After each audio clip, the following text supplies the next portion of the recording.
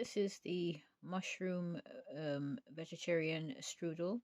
It's just mushrooms in there, a bit of coriander, and I added some all-purpose seasoning. I don't know if you can see it. I'll just try to shift the camera around more.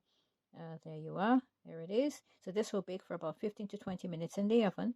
And then we are going to serve it with some sliced sweet potatoes, which I will season with a little bit of oil and some salt and pepper. So stay tuned for that. This is the mushroom strudel, and then I'm going to show you the finished product with it served with a bit of salad on the side. Here we have the mushroom strudel right in front of us here with the feta cheese salad and the mixed leaf. And yeah, this is it. I hope this video was informative for somebody today. Please continue to support mindful eating. This is a light lunch. It's vegetarian based. The protein would come from the feta cheese because of the milk. Yes, so there you go.